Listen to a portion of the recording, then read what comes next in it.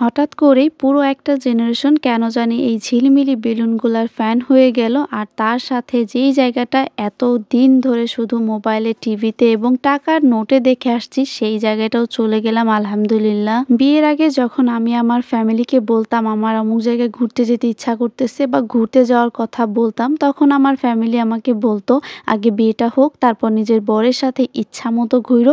আর এখন হ্যাঁ আলহামদুলিল্লাহ, নিজের বরের সাথে যেখানে খুশি ইচ্ছা মতো ঘুরতে পারতেছি। আসলে আমার তো ইচ্ছা যদি পারতাম এই পুরো পৃথিবীটা একটু ঘুরে ঘুরে দেখতে পারতাম, আল্লাহর সৃষ্টি কত সুন্দর একটু উপভোগ করতে পারতাম। হয়তো বা পারবো না, তবে নিজের দেশের সৌন্দর্যটা উপভোগ করার আমার অনেক বেশি ইচ্ছা আছে। হ্যালো এভরিওয়ান, আসসালামু আলাইকুম, this is Sadia, welcome back to my page and channel Tasnim blog ভিডিওর একটা নতুন ব্লগে আপনাদের সবাইকে স্বাগতম। আই হোপ সবাই ভালো আছেন। আলহামদুলিল্লাহ আমরাও অনেক বেশি ভালো আছি। তো এটা ছিল আমাদের ঢাকা তৃতীয় দিন। আমার একটু ব্যস্ততার কারণে এডিট করতে একটু সমস্যা হচ্ছে, যেই কারণে ব্লগগুলো ছাড়তে একটু লেট হচ্ছে, এই জন্য আমি আন্তরিকভাবে দুঃখিত। আর আজকে আমরা চলে আসছি, দেখেন তো কোথায়, হ্যাঁ এটা আমাদের জাতীয় সংসদ ভবন অথবা গণভবন যেটাই বলেন না কেন। আমার অনেক দিনের ইচ্ছা যে আমি জাতীয় সংসদ ভবনের ভিতরে একটু ঢুকবো এবং এর ভিতরে কি কি আছে সেগুলা একটু দেখবো, বাট বর্তমান যে পরিস্থিতি সেই কারণে জনসাধারণের প্রবেশ এখানে নিষেধ, যেই কারণে আমি ঢুকতেও পারলাম না। মূলত 24-এর গণ অভ্যুত্থানের পর থেকে এখানে জনসাধারণের প্রবেশটা নিষেধ করে দিয়েছিল। মনটা একটু খারাপই ছিল, কারণ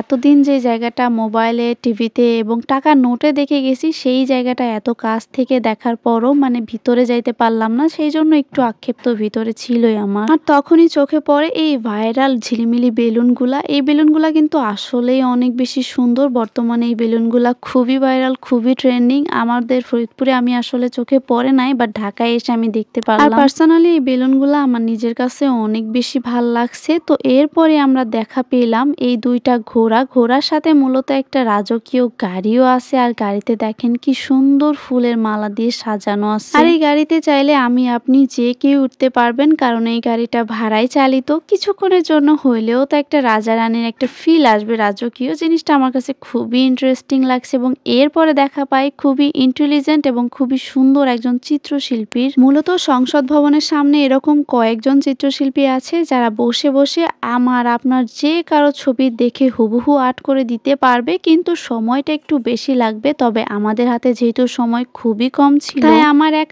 আকাশ পরিমাণ ইচ্ছা থাকা সত্ত্বেও আমি এদের কাছ থেকে কোনো ছবি আর্ট করতে পারলাম না। তো দুঃখ হতাশ নিয়ে হাঁটতে হাঁটতে চলে গেলাম। এই দেখা পেলাম চুড়ির দোকানে, এখান থেকে আমার মেয়ের জন্য একজোড়া হাতের চুড়িও কিনে দিল তার কাকা। এখন যেহেতু শীতকাল, তো এই দিনগুলা কিন্তু খুবই ছোট হয় এবং দেখতে দেখতে খুবই তাড়াতাড়ি চলে যায়। তার ভিতরে আমরা এক বিকালে বিমান বাহিনী, জাদুঘর এবং জাতীয় সংসদ ভবন দুইটা জায়গা ঘুরে দেখেছি। প্রথমটার ব্লগ তো অলরেডি আমি আপলোড করেই দিছি। তো এই দুইটা স্থান ঘোরার পরেও আমাদের হাতে প্রায় 1 থেকে 1.5 ঘন্টা সময় ছিল। তো ওইটাকেও আমরা কাজে লাগিয়ে দেই শপিং মলে, মানে তাসনিমের জন্য এখান থেকে একজোড়া শু কিনবো এই জন্য। আর বাচ্চাদের শপিং করা যে কি পরিমাণ প্যারা, একটা পছন্দ হলে সেটা সাইজে মিলে না, সাইজে মিললে হয়তো বা প্রাইসে পছন্দ হয় না। যাই হোক, সবকিছু মিলে অনেকক্ষণ পর এই জুতাটা আমাদের ফাইনালি পছন্দ হয় এবং এখান থেকে আরো কিছু শপিং করে দেন আমরা বাসার উদ্দেশ্যে রওনা দিই। আমরা যেহেতু সবসময় মোটরসাইকেলে চলাফেরা করি, তো ঢাকাতে এসে এই কয়দিন আমাদের মোটরসাইকেলটাকে আমরা